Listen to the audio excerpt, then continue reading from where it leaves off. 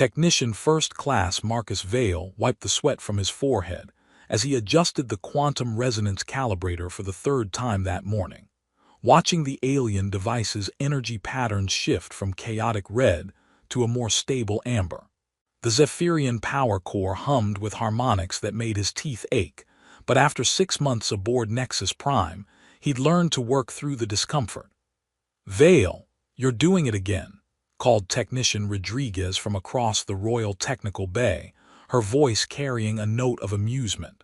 "Talking to the equipment like it's going to answer back." Marcus looked up from the crystalline array he'd been coaxing back to life. "It does answer back, Rodriguez. You just have to know how to listen." The Zephyrian power core pulsed once, as if agreeing with him, and Marcus couldn't help but smile. 3 years of studying alien technology had taught him that every piece of equipment had its own personality, its own quirks and preferences. The fact that this particular personality belonged to a species that could turn him into subatomic particles with a thought didn't change the fundamental truth. Good engineering was good engineering, regardless of who built it. "Marcus," Commander Helena Cross's voice cut through the ambient noise of the technical bay, "report to Station 7, Priority Alpha." Station 7 was reserved for the most sensitive equipment repairs, the kind that required absolute precision, and usually came with warnings about what would happen if you failed. Marcus had worked on exactly 3 Priority Alpha assignments since arriving at Nexus Prime, and each one had aged him approximately 5 years. "What's the job, Commander?" he asked, making his way through the maze of workstations where human and Zephyrian technology coexisted in careful harmony. Commander Cross, a veteran of the border wars who'd lost her left arm to a Zephyrian plasma burst before the Alliance, looked more nervous than Marcus had ever seen her. "Personal equipment repair, VIP client." "How VIP are we talking? Ambassador level, fleet commander?" Cross's expression grew even more grim. "Higher." The implications hit Marcus like a meteor. There was only one Zephyrian who ranked higher than a fleet commander, and the thought of working on her personal equipment made his hands shake slightly. "You're not serious." "Dead serious." Queen Lyxara's combat gear took damage during a skirmish with Outer Rim pirates last week. Her regular technicians can't fix it, and she specifically requested human expertise. Marcus felt his stomach drop through several deck levels. She specifically requested human expertise, or specifically requested me. She asked for our best technician who shows proper respect for Zephyrian craftsmanship. Your name came up. Cross handed him a data pad with specifications that made his eyes water. "Marcus, I need you to understand something. This isn't just about fixing broken equipment. The Queen's personal gear represents centuries of Zephyrian technological development. If you damage it further, if you disrespect their methods, if you so much as leave a fingerprint where it doesn't belong." "I understand, Commander." "I don't think you do." Cross leaned closer, her voice dropping to a whisper. "The last technician who worked on royal equipment without permission spent 3 years in a Zephyrian detention facility learning about the finer points of cultural sensitivity. And he was Zephyrian." Before Marcus could respond, the bay's main doors dilated with a soft hiss, and the atmosphere itself seemed to change. The casual chatter of working technicians died to respectful silence as Queen Lyxara entered, her presence transforming the utilitarian space into something approaching a throne room. Marcus had seen holographic images of the Zephyrian ruler, but nothing had prepared him for the reality.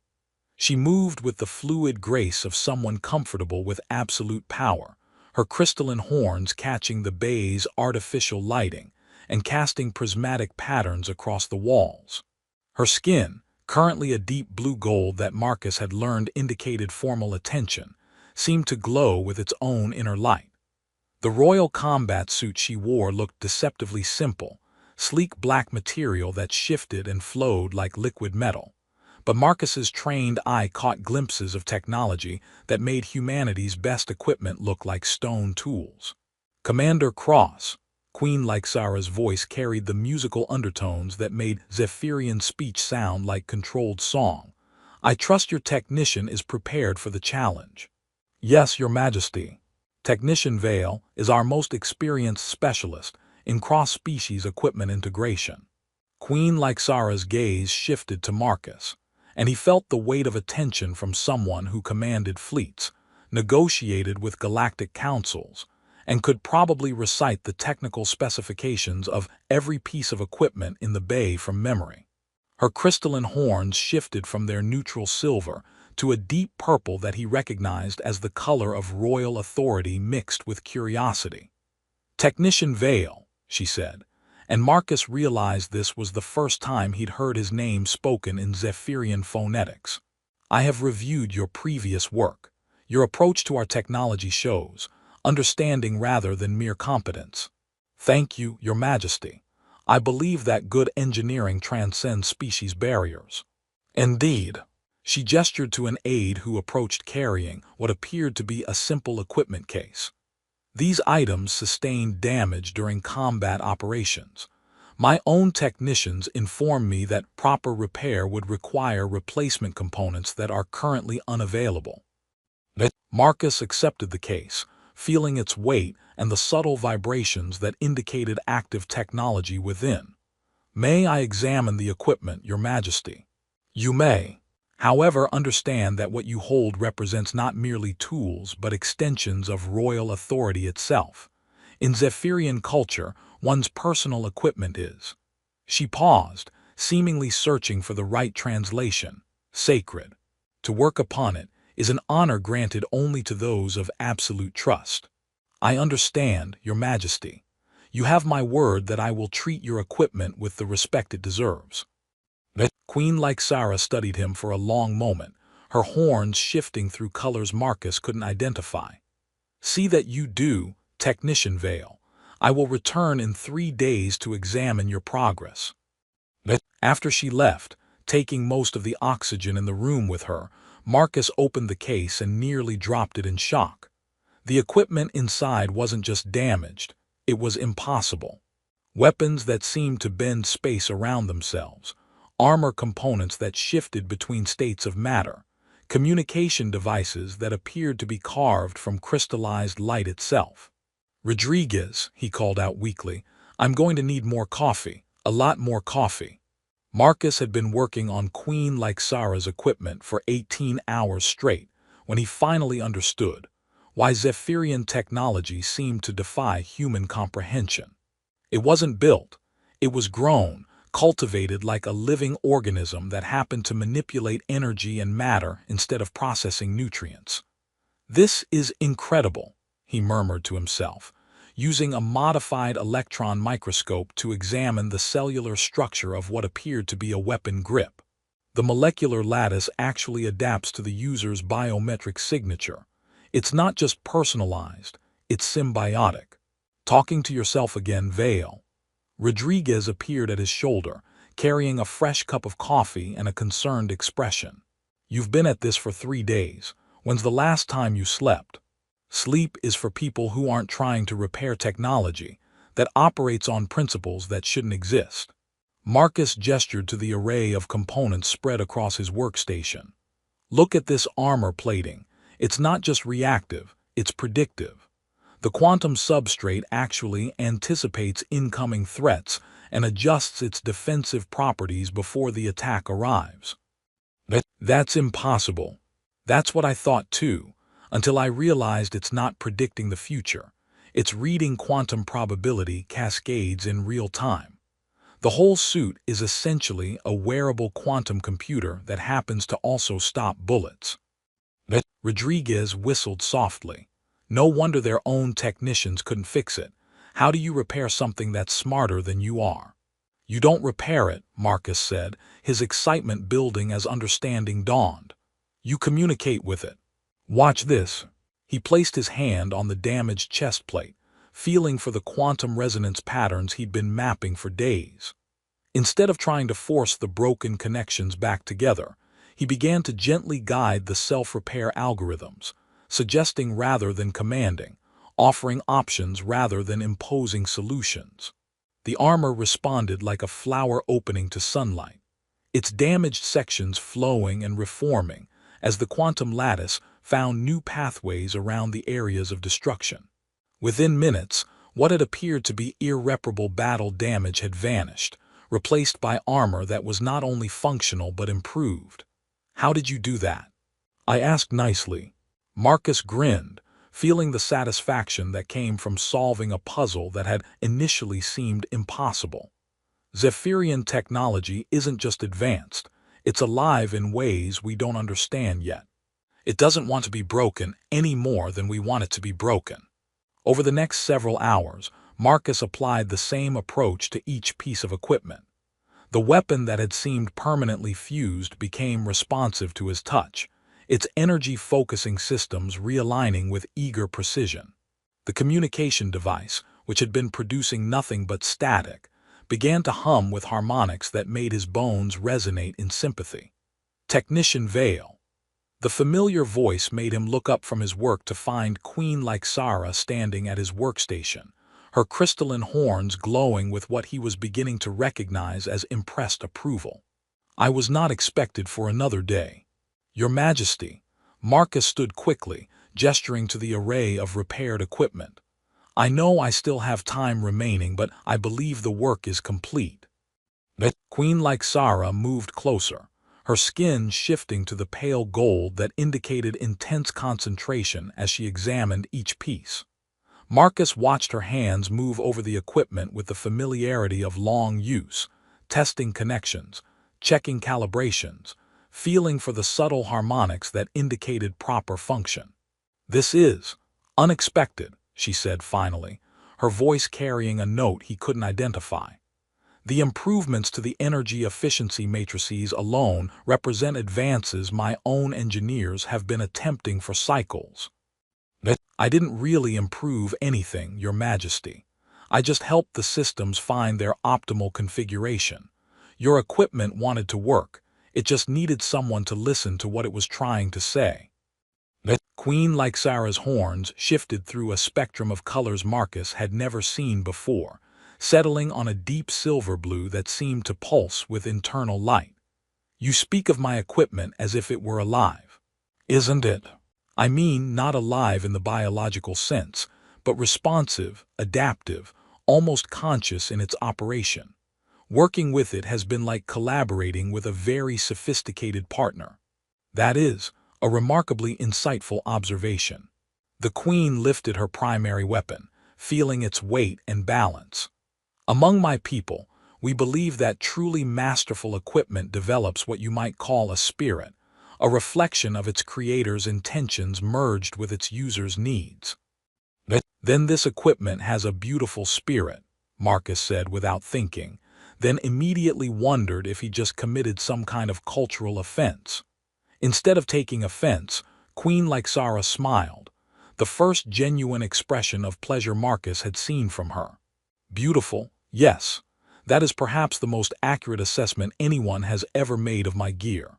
She continued her examination, her movements becoming more fluid and natural as she confirmed that each piece functioned not just correctly, but better than it had before the damage. Marcus found himself studying the interplay between user and equipment, fascinated by the way the technology seemed to respond to her emotional state, adapting its behavior to match her needs. "Your modifications to the quantum resonance chamber," she said, indicating a component Marcus had spent 6 hours coaxing back to life. "How did you know to implement harmonic dampening at precisely that frequency?" "I felt that it was what the system wanted. I know that sounds unscientific, but when I was working on it, I could sense the frustration in the quantum matrix. It was trying to achieve stable resonance, but couldn't because of interference patterns from the damaged sections. The dampening field just seemed like the obvious solution." Queen Lyxara's horns began to glow more brightly, cycling through colors that created an almost hypnotic display. "Technician Vale, do you understand what you have accomplished here? I fixed your equipment, Your Majesty. You have demonstrated an intuitive understanding of Zephyrian technology, that most of my own people require decades to develop. More than that, you have shown the kind of respect and empathy for our achievements that—" She paused, seeming to choose her words carefully. "That suggests a deeper compatibility than I had anticipated." Marcus wasn't sure how to respond to that, so he focused on the technical aspects. "Your technology is remarkable, Your Majesty. The integration of quantum mechanics with biological principles, the way each component communicates with the others to create emergent capabilities, it's unlike anything human science has produced. And yet you were able to not only repair it but enhance it. Tell me, Technician Vale, what do you see as the future of cooperation between our species?" The question caught Marcus off guard. I think we have a lot to learn from each other. Human engineering tends to be robust and adaptable, while Zephyrian technology is elegant and sophisticated. If we could combine those approaches, the results could surpass what either species might achieve alone, Queen Lyxara finished. "I believe you may be correct." She gathered her equipment with practiced efficiency, but Marcus noticed she moved more slowly than necessary, as if reluctant to end the conversation. "Your work here has exceeded all expectations, Technician Vale. I will be recommending you for recognition by the Joint Technical Committee." "Thank you, Your Majesty. Working on your equipment has been enlightening." "Indeed. I suspect our paths will cross again soon." Her horns shifted to a warm amber that Marcus had learned indicated satisfaction and anticipation. "Very soon." The formal presentation ceremony took place in the Grand Assembly Hall of Nexus Prime, with representatives from both human and Zephyrian leadership in attendance. Marcus had never been in a room with so many important people, and the weight of their collective attention made him acutely aware that his dress uniform still smelled faintly of lubricants and quantum flux residue. "Relax, Vale," whispered Commander Cross from beside him. "You've already done the hard part. This is just show." Marcus nodded, trying to ignore the way Admiral Morrison kept checking his chronometer, or how the Zephyrian noble's crystalline horns created a light show of colors he couldn't begin to interpret. At the center of it all, Queen Lyxara sat upon a throne that appeared to be carved from a single massive crystal, her own horns glowing with the deep purple of formal royal authority. "Distinguished guests," announced Chancellor Vexhai, the Queen's primary aide, his voice carrying the ceremonial cadences reserved for state occasions. "We gather today to witness the presentation of technical excellence that exemplifies the cooperation between our peoples." Marcus stepped forward at the Chancellor's gesture, carrying the case containing Queen Lyxara's repaired equipment. 3 days had passed since he'd completed the work, but he'd spent every spare moment running additional diagnostics, terrified that he might have missed some crucial detail. Queen Lyxara rose from her throne with fluid grace, her movements causing the assembled dignitaries to fall silent. "Technician Marcus Vale," she said, her voice carrying easily through the hall, "approach and present your work." The walk across the polished floor felt like traversing a minefield. Marcus was acutely aware of every eye in the room, every whispered comment, every subtle shift in posture that suggested judgment being passed. When he reached the presentation platform, he placed the equipment case on the ceremonial stand and stepped back. "Your Majesty," he said, hoping his voice didn't crack under the pressure, "I present your personal equipment, repaired and tested according to your specifications." Queen Lyxara opened the case with deliberate ceremony, removing each piece and holding it up for the assembled crowd to see. Marcus held his breath as she activated the weapon, its energy field creating a controlled plasma discharge that painted the walls with shifting patterns of light. The armor segments flowed like liquid mercury as she tested their adaptive responses, while the communication device projected a holographic display that showed perfect integration with the station's systems. "The work is flawless," Queen Lyxara announced, her words carrying across the silent hall. "Not only has every damaged component been restored to full function, but the entire system has been optimized beyond its original specifications. Murmurs of approval rippled through the human delegation, while the Zephyrian nobles produced harmonics that Marcus had learned to recognize as impressed satisfaction. Admiral Morrison actually smiled, which was approximately as rare as discovering a new form of matter. Furthermore, Queen Lyxara continued, her horns beginning to shift through an increasingly complex array of colors, the technician demonstrated an understanding of our technology that goes beyond mere mechanical competence. His approach showed genuine respect for our craftsmanship, an intuitive grasp of our design philosophy. Marcus felt a flush of pride at the recognition, but something in the Queen's tone suggested she wasn't finished. The colors playing across her horns had shifted to patterns he'd never seen before. Deep blues mixed with silver highlights and occasional flashes of gold that seemed to pulse in rhythm with his own heartbeat. In recognition of this exceptional service, Queen Lyxara said, her voice taking on the formal cadences reserved for royal proclamations, and in accordance with the ancient laws of our people, I present to this assembly my husband, chosen by his dedication to my protection and proven by his understanding of my most personal possessions. The silence that followed was so complete Marcus could hear the station's environmental systems humming in the walls. Then the room erupted into chaos. Human officials surged to their feet with expressions of shock and confusion, while Zephyrian nobles filled the air with harmonic trills of excitement and surprise. Marcus stood frozen, certain he had misunderstood something fundamental. "Your Majesty, I think there might be some confusion." "There is no confusion," Queen Lyxara said firmly, though her horns had shifted to what Marcus was beginning to recognize as gentle amusement mixed with affection. Among the Zephyrian people, the repair and maintenance of personal equipment, especially royal equipment that protects one's life, is an act of profound intimacy. It is a privilege granted only to those of absolute trust. Admiral Morrison fought his way through the crowd of confused officials.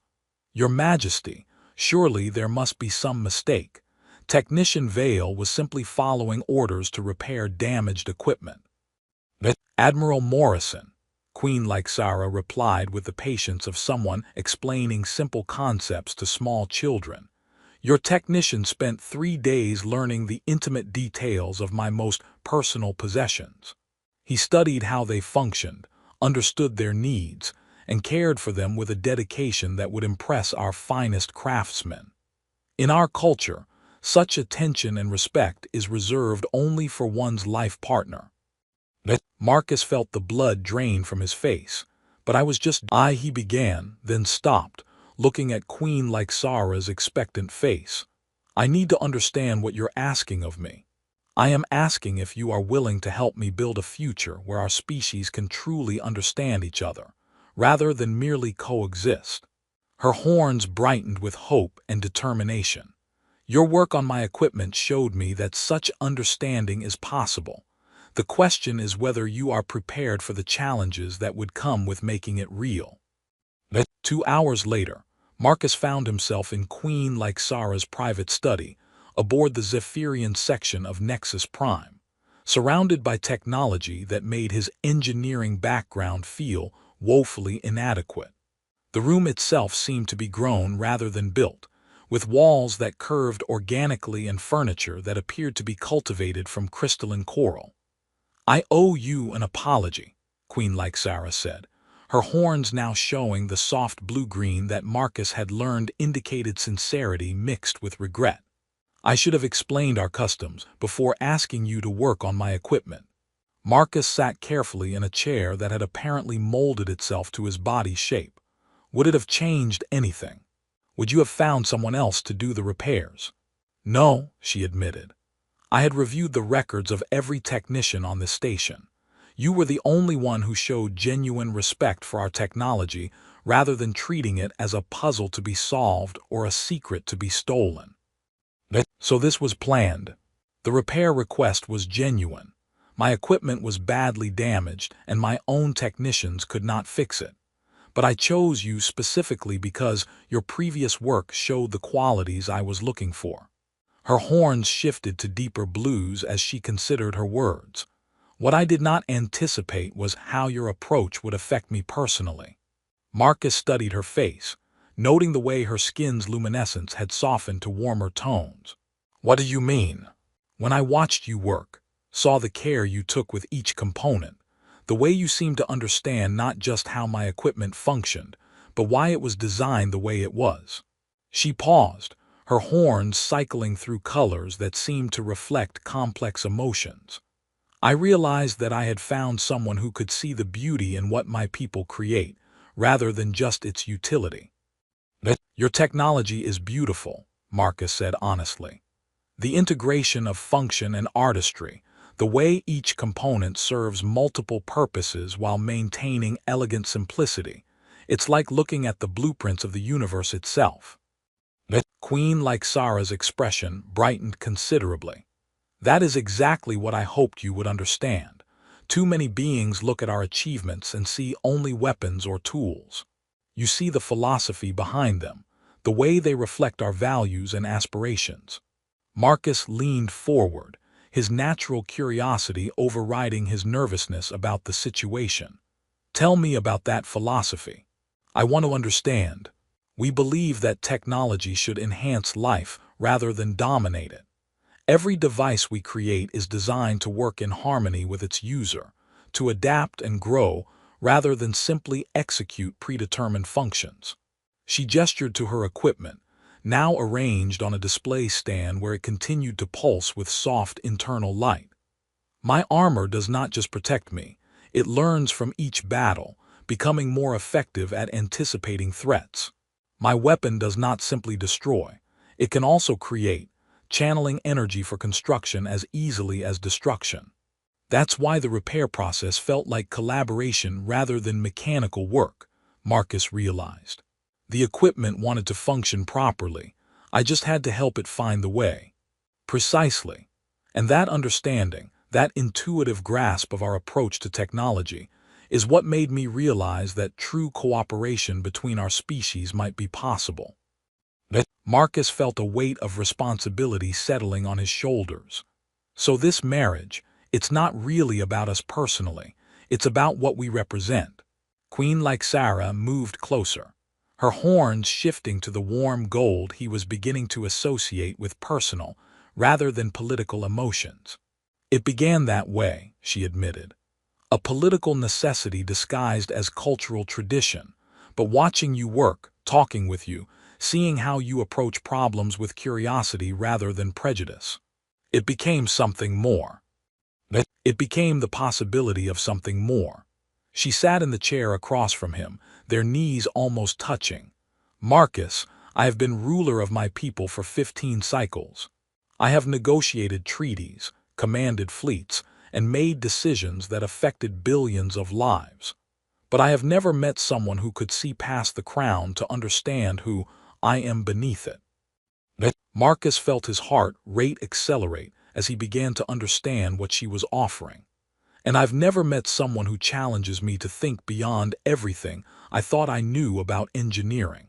So the question becomes, are we willing to discover what we might build together? Before Marcus could answer, his communicator chimed with an urgent message from Commander Cross. Marcus, we've got a situation. The Joint Technical Committee wants to meet with you and the Queen immediately. Something about formalizing the marriage contract and establishing new protocols for technology sharing. Queen Lyxara's horns shifted to the deep purple of royal determination. It appears our personal conversation will have to wait. The political machinery has begun to move. The meeting with the Joint Technical Committee lasted 4 hours and covered everything from diplomatic protocol to the legal implications of interspecies marriage. Marcus found himself at the center of discussions that would reshape the relationship between humanity and the Zephyrian Empire, his accidental marriage becoming the foundation for unprecedented cooperation. The proposal is this, explained Admiral Morrison, who had apparently decided to embrace the situation rather than fight it. We establish a joint research facility with Technician Vale, excuse me, Prince Marcus, and Queen Lyxara as co-directors. Their marriage provides the legal framework for sharing technology that would otherwise be restricted under our security agreements. Co-directors. Marcus looked at Queen Lyxara, who was following the conversation with expressions that suggested she was several steps ahead of everyone else in the room. It makes sense from both perspectives, she explained. You understand our technology better than any human alive, while I have the authority to share our most advanced developments. Together, we could create innovations that neither species could achieve alone. Marcus felt the magnitude of the opportunity settling around him like a mantle. What kind of timeline are we talking about? The facility could be operational within 6 months, Admiral Morrison said, consulting his data pad. We're looking at a converted research station in the Kepler system, neutral territory, joint administration, full diplomatic immunity for all personnel. And our marriage? Marcus asked, glancing at Queen Lyxara. How do we handle the personal aspects of this arrangement? Queen Lyxara's horns shifted to the soft amber. He'd learned indicated thoughtful consideration. We take it one day at a time. We learn about each other as we learn to work together. If genuine affection develops, we nurture it. If not, we maintain a respectful partnership focused on our shared goals. That seems, Marcus searched for the right word, reasonable. More than reasonable, she said with a smile that made her crystalline horns sparkle. It seems like the foundation for something remarkable. 6 months later, Marcus stood in the main laboratory of the newly commissioned Harmony Station, watching Queen Lyxara demonstrate their latest joint creation to a delegation of scientists from both species.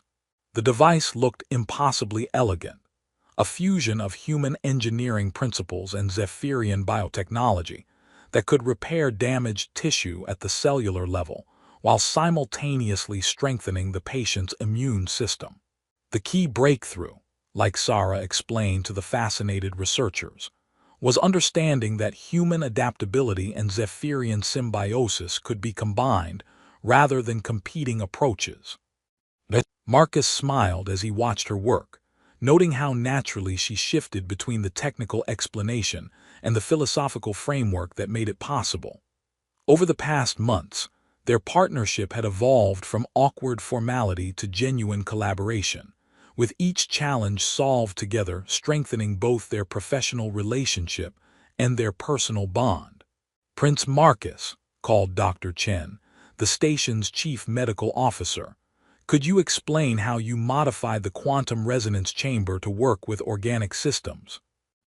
Actually, Marcus said, moving to stand beside Lyxara at the demonstration table, that was Queen Lyxara's innovation. I just provided the engineering support to make it practical. We both contributed essential elements, she corrected gently, her horns showing the warm gold that had become Marcus's favorite of her emotional displays. That's what makes our partnership effective. We each bring strengths the other lacks. After the delegation left, Marcus and Lyxara found themselves alone in the laboratory that had become their shared workspace.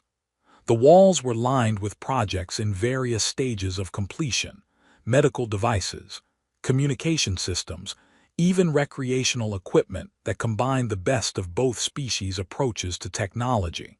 Another successful demonstration, Marcus said, beginning the evening shutdown procedures for their more sensitive equipment. Indeed, though I think Dr. Chen is still suspicious about whether the tissue regenerator is actually safe for human use. Lyxara moved to help him, their movements synchronized by months of working side by side. Can you blame her? 6 months ago, the idea of Zephyrian biotech interfacing directly with human physiology would have been pure fantasy. 6 months ago, the idea of a human understanding our technology well enough to improve it would have been equally fantastical. She paused in her work to look at him. Yet here we are. Marcus met her gaze, feeling the familiar flutter of emotions that had been growing stronger with each passing week. Here we are. "Marcus," she said softly, her horns shifting to the deep silver blue that he'd learned meant she was about to say something important. "I need to tell you something." "What is it?" "This marriage, it stopped being about politics weeks ago. For me, at least." Marcus felt his heart skip a beat. "For me, too. So where does that leave us?" Marcus moved closer, taking her hands in his and marveling at how natural the gesture had become. "It leaves us with the most successful research partnership in galactic history, a marriage that's bridging two civilizations and—" He paused, gathering his courage. "The possibility of building something personal that's as remarkable as anything we've created in this lab." Queen Lyxara's horns blazed with brilliant gold light as she smiled. "I think I would like that very much." Their first kiss was gentle, tentative, and accompanied by the soft humming of the laboratory equipment around them. Technology from two different worlds working in harmony, much like its creators. When they separated, Marcus realized that what had begun as an accident, a misunderstanding about cultural customs and repair protocols, had become the foundation for something neither of them could have imagined. "So," he said, still holding her hands, "ready to tackle the quantum fold drive project tomorrow. With you as my partner." Queen Lyxara's laugh was like music, her horns creating patterns of light that painted rainbows across the laboratory walls. "I'm ready for anything." Outside their laboratory windows, Harmony Station continued its orbit around the dual stars of the Kepler system, a symbol of cooperation that had grown from the simple act of one human technician who had learned to listen to alien technology with respect and wonder. And in their shared workspace, surrounded by the fruits of their collaboration, Marcus and Lyxara continued the delicate work of building bridges between species, between technologies, and between two hearts that had found in each other the perfect complement to their individual strengths.